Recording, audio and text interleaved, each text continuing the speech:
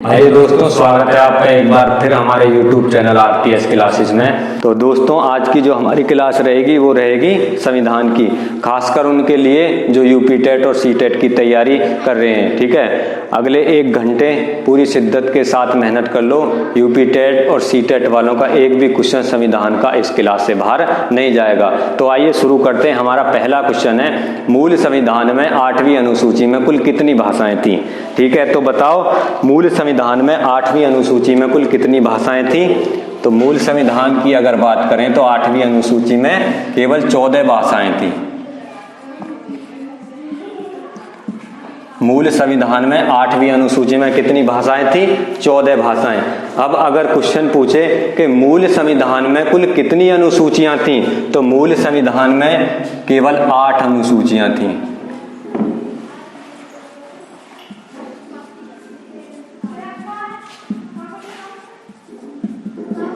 कितनी अनुसूचियां थी मूल संविधान में? केवल 8 अनुसूचियां थी। और वर्तमान में पूछ ले, वर्तमान में भारतीय संविधान में कुल कितनी अनुसूचियां हैं? तो वर्तमान में 12 अनुसूचियां हैं। ठीक है, कितनी है? 12 अनुसूचियां। अगर पूछ ले मूल संविधान कहां से प्रकाशित हुआ, तो मूल संविधान देहरादून से प्रकाशित हुआ। ठीक है, देहरादून से प्रकाशित हुआ। अब अगर क्वेश्चन पूछे कि वर्तमान में भारतीय संविधान में कुल कितनी भाषाएं हैं, तो वर्तमान में है 22 भाषाएं। कितनी है? 22 भाषाएं हैं वर्तमान में। तो कितनी भाषा और जोड़ी गई? 6 भाषा और जोड़ी गई। और 6 भाषा देखो कब जोड़ी गई। अगर अब आपसे पूछे भारतीय संविधान में 15वीं भाषा कब जोड़ी गई, ठीक है, तो 15वीं भाषा कौन सी है? सिंधी भाषा है। तो भारतीय संविधान में 15वीं भाषा कब जोड़ी गई? तो 21वां संविधान संशोधन 1967 के द्वारा भारतीय संविधान में 15वीं भाषा जोड़ी गई। कब जोड़ी गई 15वीं भाषा? जो 15वीं भाषा है 21वां सीए, कॉन्स्टिट्यूशनल अमेंडमेंट, संविधान संशोधन, कब हुआ? 1967। 21वां संविधान संशोधन 1967 में कौन सी भाषा जोड़ी गई? सिंधी भाषा।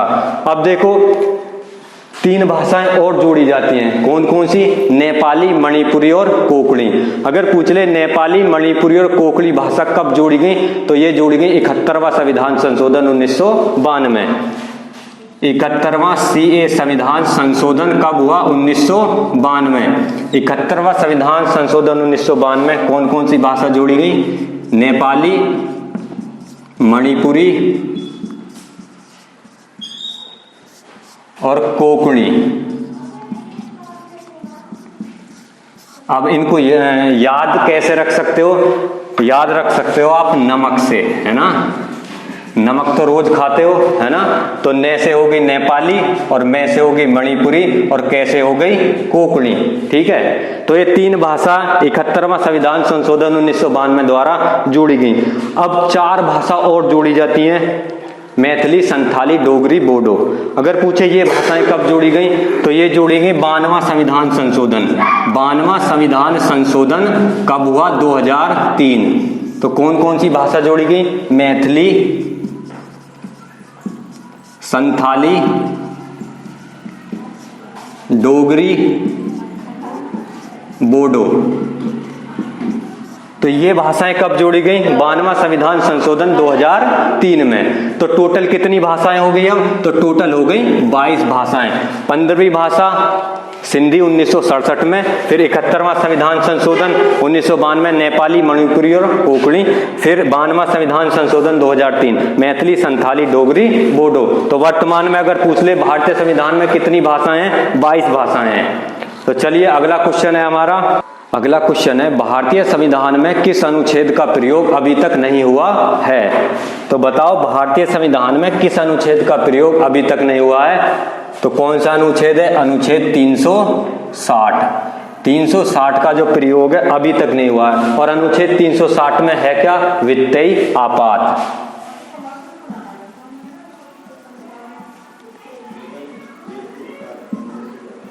वित्तीय आपात है अनुच्छेद 360 में।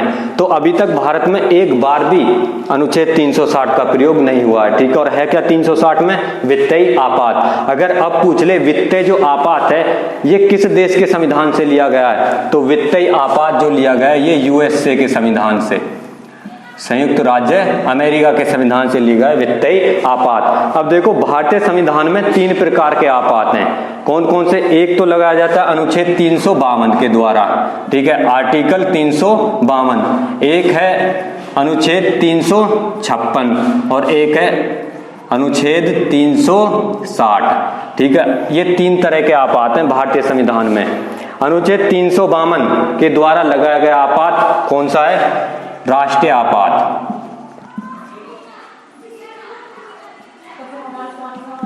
राष्ट्रीय आपात कब लगाया जाता है? युद्ध या बाह्य आक्रमण या सशस्त्र विद्रोह के समय लगाया गया आपात। कौन सा है? राष्ट्रीय आपात। अनुच्छेद 352 कौन लगाता है? राष्ट्रपति। अब देखो अनुच्छेद 356 राज्यों में संवैधानिक तंत्र विफल होने पर लगाया गया आपात, अर्थात हम कह सकते हैं राष्ट्रपति शासन। अनुच्छेद 356 में क्या? राष्ट्रपति शासन।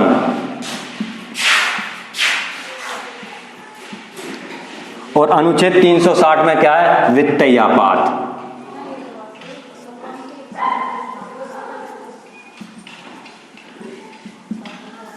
अब देखो वित्तीय आपात का प्रयोग तो भारत में अभी तक एक बार भी नहीं हुआ है।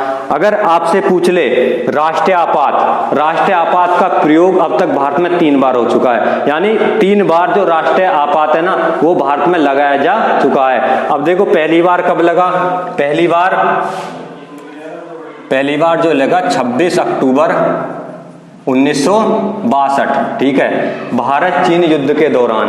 दूसरी बार 3 दिसंबर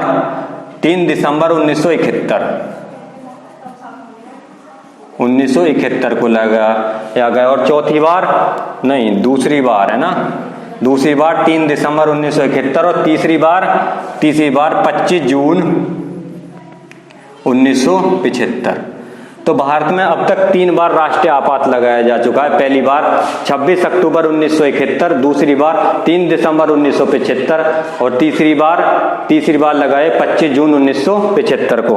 अब अगर राष्ट्रपति शासन की बात करें तो राष्ट्रपति शासन भारत में अब तक अलग अलग राज्यों में 126 बार राष्ट्रपति शासन लगाया जा चुका है। कितनी बार? 126 बार।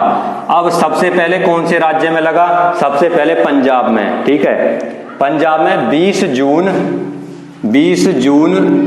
1951 को राष्ट्रपति शासन लगाया गया। और कब तक चला? ये चला 17 अप्रैल 1952 तक,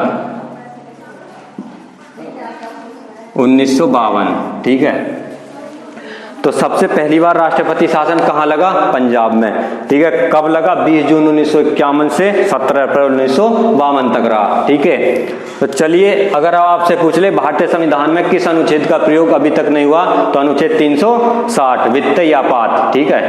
चलिए अगला क्वेश्चन है भारतीय संविधान में मौलिक कर्तव्य कब जोड़े गए? तो बताओ मौलिक कर्तव्य जो है भारतीय संविधान में कब जोड़े गए? तो अगर मौलिक कर्तव्य की बात करें तो 42वां संविधान संशोधन, 42वां CA संविधान संशोधन 1976, 42वें संविधान संशोधन 1976 के द्वारा भारतीय संविधान में मौलिक कर्तव्य जोड़े गए।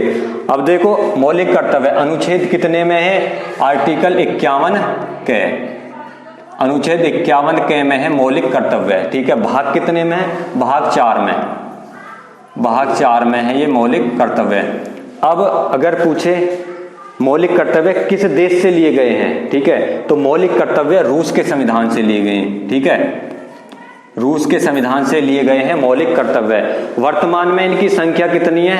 11 है। अगर आपसे पूछ ले 11वां मौलिक कर्तव्य कब जोड़ा गया, तो 86वें संविधान संशोधन 2002 द्वारा 11वां मौलिक कर्तव्य जोड़ा गया। अब पूछ ले है क्या 11वें मौलिक कर्तव्य में, तो 6 से 14 वर्ष तक के बच्चों के लिए शिक्षा की अनिवार्यता, ठीक है। तो मौलिक कर्तव्य रूस के संविधान से लिए गए, ठीक है। वर्तमान में इनकी संख्या कितनी है? 11। अब पूछे 11वां मौलिक कर्तव्य कब जोड़ा गया, तो 11वां मौलिक कर्तव्य 86वें संविधान संशोधन 2002। कब जोड़ा 11वां? 86वें संविधान संशोधन 2002 2 में जुड़ा 11वां मौलिक कर्तव्य है क्या इस 11वें मौलिक कर्तव्य में? 6 से 14 वर्ष के जो बच्चे हैं ना, 6 से 14 वर्ष तक के बच्चों के लिए शिक्षा की अनिवार्यता, या हम कह सकते हैं माता पिता या संरक्षक द्वारा 6 से 14 वर्ष तक के बच्चों के लिए शिक्षा का अवसर प्रदान किया जाए। अब देखो, अगर आपसे पूछ ले मौलिक कर्तव्य किस समिति की सिफारिश पर जोड़े गए, तो मौलिक कर्तव्य समिति का नाम है, समिति है सरदार स्वर्ण सिंह समिति।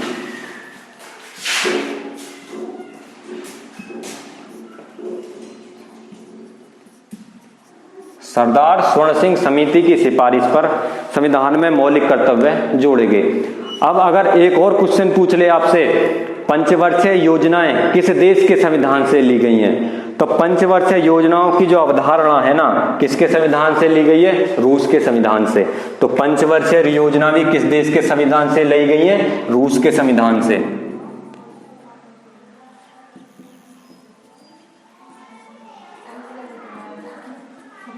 पंचवर्षीय योजना रूस के संविधान से, क्योंकि अब आपसे ये क्वेश्चन नहीं पूछेगा कि मौलिक कर्तव्य किस देश के संविधान से लिए गए, है ना, सब जानते हैं रूस के संविधान से लिए गए मौलिक कर्तव्य। अब क्वेश्चन क्या पूछेगा? क्वेश्चन पूछेगा कि पंचवर्षीय योजनाएं किस देश के संविधान से ली गई हैं, तो पंचवर्षीय योजनाएं रूस के संविधान से ली गई हैं।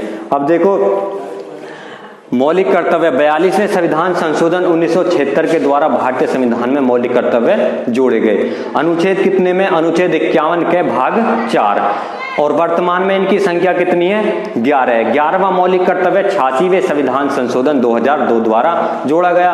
और मौलिक कर्तव्य किस समिति की सिफारिश पर जोड़े गए? सरदार स्वर्ण सिंह समिति की सिफारिश पर जोड़े गए। किस देश के संविधान से लिए गए हैं? रूस के संविधान से लिए गए हैं। और पंचवर्षीय योजनाएं भी किस देश के संविधान से ली गई हैं? रूस के संविधान से। तो चलिए अगला क्वेश्चन है हमारा। अगला क्वेश्चन है, भारतीय संविधान सभा को किस योजना के द्वारा गठित किया गया? यह हम कह सकते हैं भारत का संविधान निर्माण करने वाली जो संविधान सभा है उसका जो गठन हुआ किस योजना के द्वारा हुआ? तो कौन सी योजना के द्वारा हुआ? कैबिनेट मिशन योजना।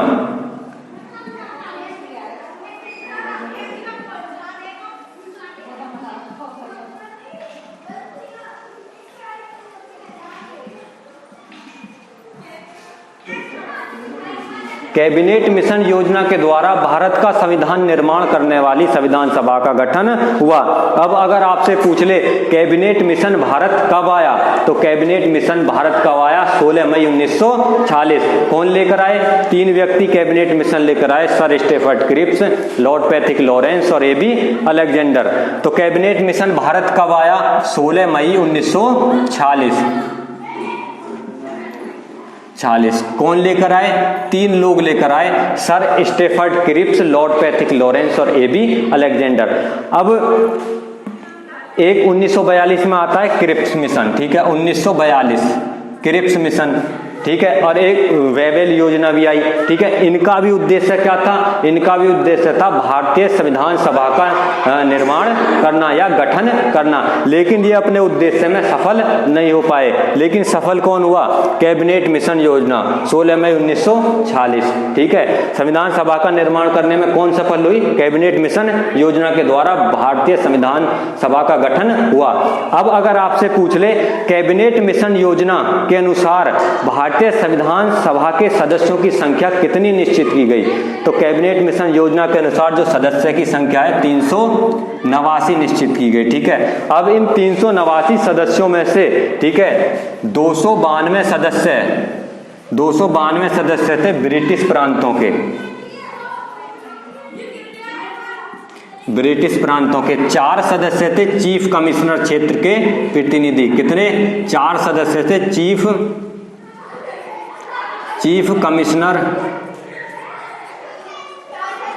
कमिश्नर क्षेत्र के प्रतिनिधि, ठीक है। और जो 93 सदस्य थे देशी रियासतों के प्रतिनिधि।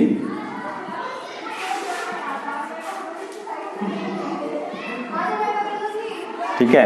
तो कैबिनेट मिशन योजना के अनुसार संविधान सभा के सदस्यों की संख्या 389 निश्चित की गई। अब इन 389 सदस्यों में से 289 तो ब्रिटिश प्रांतों के सदस्य थे, 4 चीफ कमिश्नर क्षेत्र के प्रतिनिधि थे और जो 93 थे वे देशी रियासतों के प्रतिनिधि थे। ठीक है, तो चलिए अगला क्वेश्चन है, भारतीय संविधान को कब अंगीकृत किया गया, या हम कह सकते हैं भारतीय संविधान कब बनकर तैयार हुआ। तो भारतीय संविधान कब बनकर तैयार हुआ, ठीक है, तो इसका आंसर जाएगा 26 नवंबर 1949।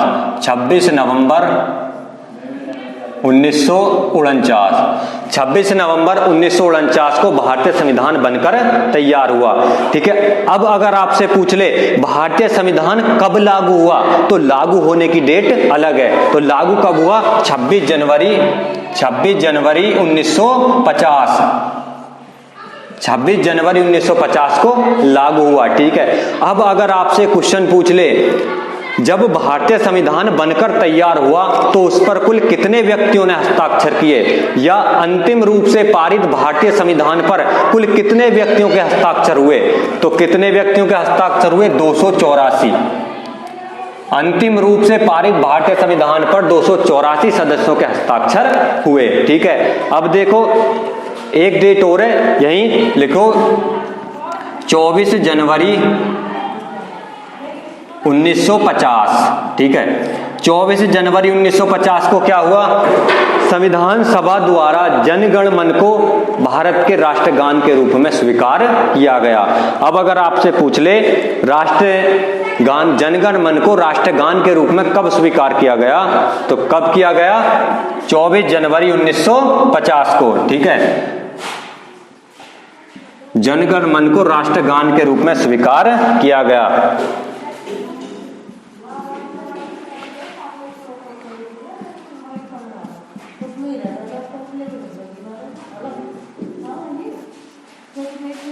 जनगण मन को राष्ट्रगान के रूप में स्वीकार किया गया 24 जनवरी 1950 को।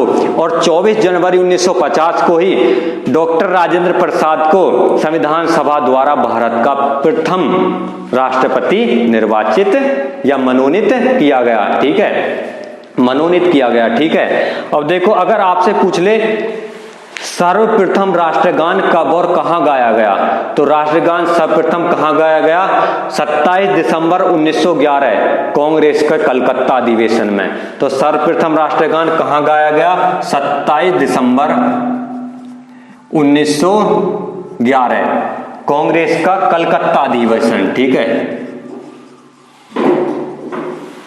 कांग्रेस का कलकत्ता अधिवेशन, कांग्रेस का कलकत्ता अधिवेशन।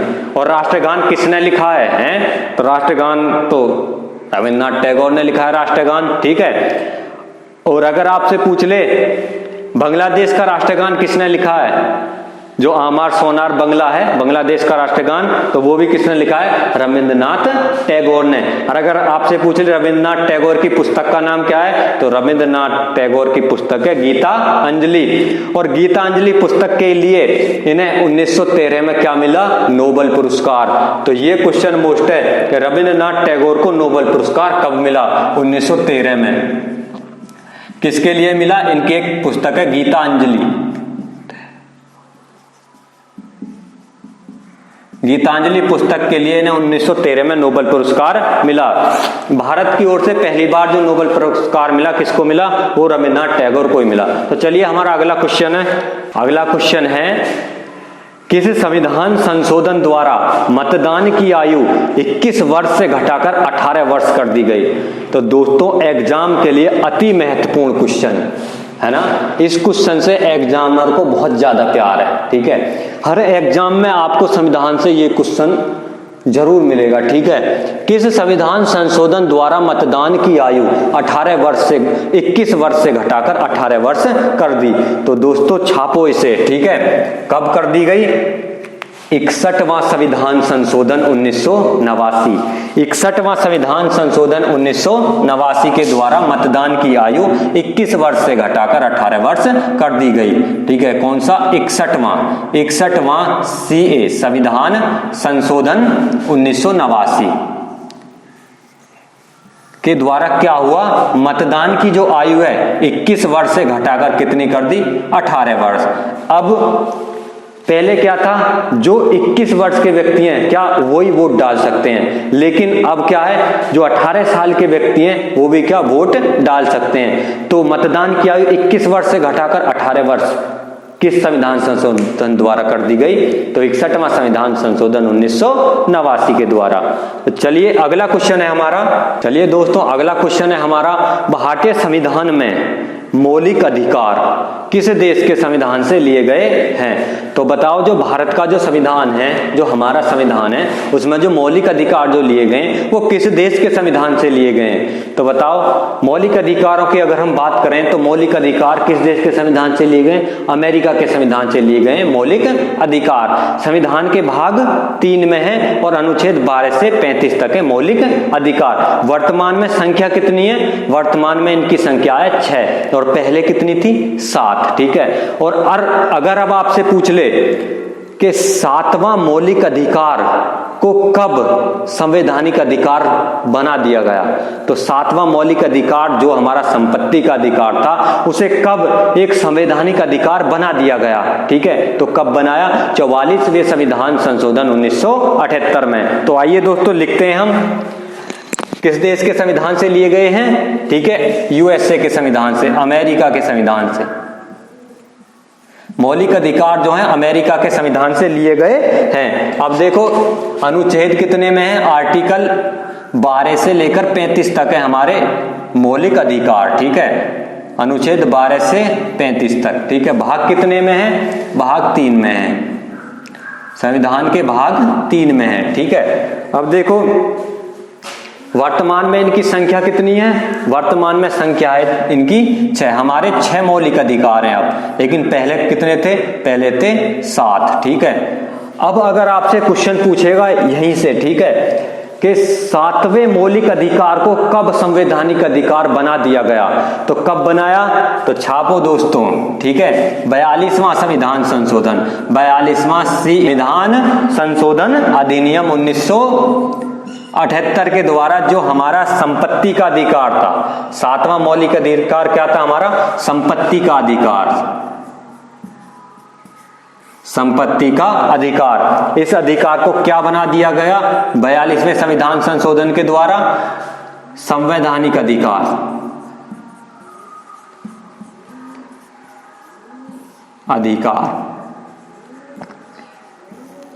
कब बनाया, 42वें संविधान संशोधन 1978 के द्वारा। अब देखो पहले ये कौन से अनुच्छेद में था, जब हमारा ये 7वां मौलिक अधिकार जो संपत्ति का अधिकार था ये 31 में था, ठीक है, आर्टिकल 31 में, अनुच्छेद 31 में था। लेकिन जब इसे एक संवैधानिक अधिकार बना दिया गया तो कौन से अनुच्छेद में रख दिया, अनुच्छेद 300A, अनुच्छेद 300A में रख दिया गया, ठीक है।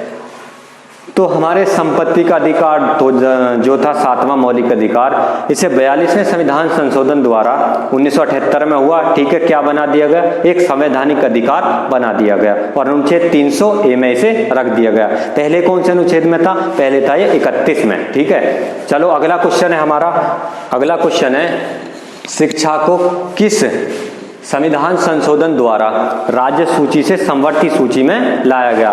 पहले जो शिक्षा है ना ये कौन सी राज्य सूची का विषय थी, ठीक है, लेकिन किस संविधान संशोधन द्वारा शिक्षा को समवर्ती सूची में लाया गया, तो बताओ, ठीक है, बताओ शिक्षा को किस संविधान संशोधन द्वारा समवर्ती सूची में लाया गया। तो इसका राइट आंसर है 42वां संविधान संशोधन 1976, 42वां संविधान संशोधन 1976 में शिक्षा को राज्य सूची से किस में लाया गया, समवर्ती सूची में। राज्य सूची से कहां आ गई शिक्षा हमारी, समवर्ती सूची में आ गई, समवर्ती सूची में। और देखो भारतीय संविधान में ना, भारतीय संविधान में 3 सूचियां हैं, ठीक है, कौन से अनुसूची में है ये, अगर पूछ ले भारतीय संविधान में जो 3 सूचियां हैं ये कौन सी अनुसूची में है, तो 7वीं अनुसूची में, ठीक है। अनुसूची जो 7वीं है ना उसमें कितनी है सूचियां हैं, 3 सूचियां हैं, ठीक है। अनुसूची 7 में हमारी 3 सूचियां हैं। कौन कौन सी हैं? नंबर 1 है हमारी केंद्र सूची, राज्य सूची और समवर्ती सूची। तो नंबर 1 है केंद्र सूची, केंद्र सूची, राज्य सूची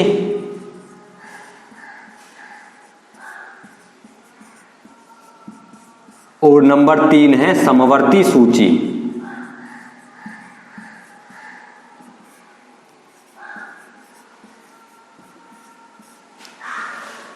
तो भारतीय संविधान में 7वीं अनुसूची में ये 3 सूचियों का उल्लेख है। नंबर 1 है केंद्र सूची, राज्य सूची और समवर्ती सूची। अगर केंद्र सूची की बात करें तो केंद्र सूची में जो विषय है ना, वर्तमान में कितने विषय हैं? केंद्र सूची में वर्तमान में 100 विषय हैं। पहले कितने थे? 97 विषय थे। ठीक है, केंद्र सूची में अब वर्तमान की बात करें, अब इसमें जो है 100 विषय हैं। ठीक है, और पहले कितने थे? पहले थे 97 विषय। ठीक है, पहले इसमें कितने विषय थे? 97 विषय थे। ठीक है, और देखो अगर राज्य सूची की बात करें तो राज्य सूची में अब कितने विषय हैं? राज्य सूची में जो अब है ना वो है 47 विषय। ठीक है, राज्य सूची में 47 और पहले कितने थे? 52 विषय थे राज्य सूची में। पहले इसमें 66 विषय थे। ठीक है, कितने थे? 66। पहले थे इसमें 66 विषय और वर्तमान में है 61 विषय। ठीक है, और जो समवर्ती सूची है ना, समवर्ती सूची में वर्तमान में कितने विषय? वर्तमान में है इसमें 52 विषय। ठीक है, वर्तमान में है 52 और पहले इसमें थे 47। ठीक है, तो भारतीय संविधान में 3 सूचियां। केंद्र सूची पहले इसमें 97 विषय थे, अब है 100 विषय। राज्य सूची में पहले 66 थे ना, अब 66 है, पहले 61 है। ठीक है, समवर्ती सूची में अब 52 विषय हैं, पहले कितने थे? 47 विषय। अब देखो, अब अगर आपसे पूछ ले समवर्ती सूची किस देश के संविधान से ली गई है, या भारतीय संविधान में समवर्ती सूची का प्रावधान किस देश के संविधान से लिया गया है? जो समवर्ती सूची है ना, समवर्ती सूची ली गई है ऑस्ट्रेलिया के संविधान से।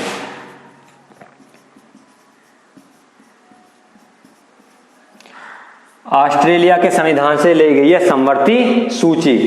अब अगर आपसे पूछे केंद्र सूची और राज्य सूची, ये दोनों किस देश के संविधान से ली गई है? केंद्र सूची और राज्य सूची है कनाडा के संविधान से।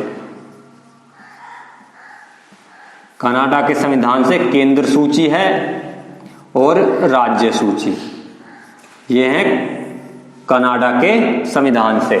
ठीक है, तो चलिए अब आपको पता चला, ये बहुत इंपॉर्टेंट क्वेश्चन है, शिक्षा को किस संविधान संशोधन द्वारा राज्य सूची से समवर्ती सूची में लाया गया? तो 42वें संविधान संशोधन 1976 के द्वारा शिक्षा को राज्य सूची से समवर्ती सूची में लाया गया। तो चलिए हमारा अगला क्वेश्चन है। अगला क्वेश्चन है जनगणना किस सूची का विषय है? बताओ जनगणना किस सूची का विषय है? और अगर मैं एक और क्वेश्चन पूछ लूं आपसे, जनसंख्या किस सूची का विषय है? बताओ। इस पर बहुत सारे बच्चे फंसते हैं ना, जनगणना किस सूची का विषय है या जनसंख्या किस सूची का विषय है ना, तो बच्चे उल्टा कर जाते हैं, जनगणना किस सूची का विषय और जनसंख्या किस सूची का विषय है। तो बताओ जनगणना किस सूची का विषय है? तो जनगणना केंद्र सूची का विषय है ना।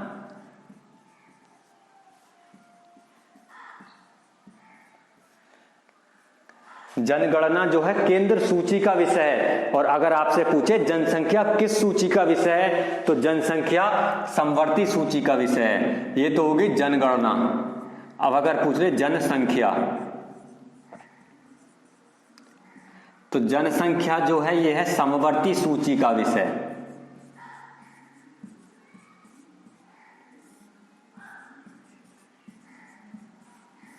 जनसंख्या किस सूची का विषय है? समवर्ती सूची का विषय। अब अगर आपसे पूछ ले जो जनसंख्या है इसको कब समवर्ती सूची में लाया गया? पहले जो जनसंख्या थी ना, पहले जनसंख्या राज्य सूची का विषय थी। ठीक है, राज्य सूची का विषय थी ये जनसंख्या जो है पहले। अब अगर आपसे पूछ ले जनसंख्या को कब राज्य सूची से संवर्ती सूची में लाया गया। तो बताओ कब लाया गया जनसंख्या को राज्य सूची से संवर्ती सूची में? तो इसका आंसर है 42वां संविधान संशोधन। 42वां संविधान संशोधन 1976 में जनसंख्या को संवर्ती सूची में लाया गया। तो ठीक है, अब देखो जनगणना किस सूची का विषय है? जनगणना है केंद्र सूची का विषय, और जनसंख्या किस सूची का विषय है? संवर्ती सूची का। दोनों क्वेश्चन बहुत ज्यादा कंफ्यूज करते हैं, ठीक है। तो हमने यहाँ ये सब कुछ क्लियर कर दिया। इससे बाहर एग्जाम में और इससे बाहर कुछ नहीं पूछेगा, ठीक है। चलिए अगला क्वेश्चन है हमारा। अगला क्वेश्चन है किस भाग को संविधान की आत्मा कहा जाता है? तो बताओ संविधान के किस भाग को हम संविधान की आत्मा कहते हैं? तो इसका आंसर है प्रस्तावना, ठीक है। प्रस्तावना को संविधान की आत्मा कहा जाता है। प्रस्तावना को क्या कहते हैं हम? संविधान की आत्मा। और अगर आपसे अब क्वेश्चन पूछे कि डॉक्टर भीमराव अंबेडकर ने संविधान के किस भाग को संविधान के किस अनुच्छेद को संविधान की आत्मा कहा? बताओ डॉक्टर भीमराव अंबेडकर ने संविधान के किस अनुच्छेद को संविधान की आत्मा कहा? तो अनुच्छेद 32, ठीक है। डॉक्टर भीमराव अंबेडकर ने अनुच्छेद 32 को क्या कहा है? संविधान की आत्मा, ठीक है। और अनुच्छेद 32 में है क्या? संवैधानिक उपचारों का अधिकार। अनुच्छेद 32 संवैधानिक उपचारों का अधिकार।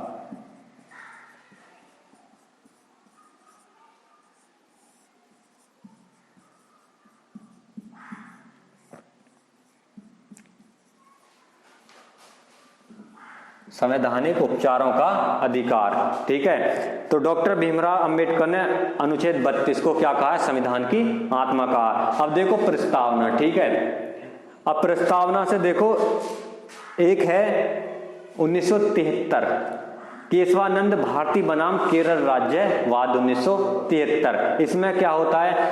पहले जो है ना प्रस्तावना को क्या संविधान का अंग नहीं माना गया, ठीक है। लेकिन केशवानंद भारती बनाम केरल राज्यवाद 1973, केशवानंद भारती बनाम केरल राज्यवाद 1973 क्या होता है जी? 1973 में 13 जजों की बेंच बैठी, ठीक है। कितने जजों की? 13 जजों की बेंच बैठी। और इसमें क्या हुआ? प्रस्तावना को संविधान का अंग माना, ठीक है। और मूल ढांचे का सिद्धांत दिया। क्या माना? प्रस्तावना को संविधान का अंग माना।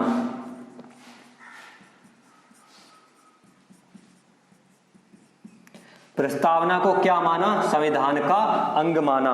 और क्या कहा कि संसद इसमें संशोधन कर सकती है, ठीक है। तो क्या संसद को क्या अधिकार मिला? प्रस्तावना में संशोधन करने का। संसद क्या कर सकती है? संशोधन कर सकती है प्रस्तावना में। क्यों? क्योंकि 13 जज थे, ठीक है। तो 6 जो जज थे इन्होंने तो निर्णय क्या दिया? विपक्ष में। और 7 का क्या आया? पक्ष में आया निर्णय, ठीक है, पक्ष में। तो इसलिए केशवानंद भारती बनाम केरल राज्यवाद में प्रस्तावना को संविधान का अंग माना। और जो संसद है ना वो इसमें संशोधन कर सकती है। केवल कहां? मूल ढांचे में, ठीक है। तो मूल ढांचे का सिद्धांत दिया। प्रस्तावना में क्या हो सकता है? नए शब्द जोड़े जा सकते हैं, लेकिन मूल ढांचा जो है ना उसमें कोई परिवर्तन नहीं किया जाएगा। केवल क्या? इसमें नए शब्द जोड़े जा सकते हैं। तो ये याद रखना। 1973 केशवानंद भारती बनाम केरल राज्यवाद में क्या हुआ? प्रस्तावना को संविधान का अंग माना और संसद इसमें क्या संशोधन कर सकती है। तो आज के लिए बस इतना ही। अगली वीडियो में मिलते हैं ऐसे ही इंपॉर्टेंट क्वेश्चन जो संविधान के हर एग्जाम में पूछे जाने, वो यहाँ पर वही क्वेश्चन करवाएंगे जो एग्जाम में पूछे जाते हैं, ठीक है, और कुछ नहीं, ठीक है। तो अगर आपको वीडियो अच्छी लगी हो तो हमारे चैनल को सब्सक्राइब करें, लाइक करें और वीडियो को ज्यादा से ज्यादा शेयर करें, ठीक है। तो चलिए चलते हैं।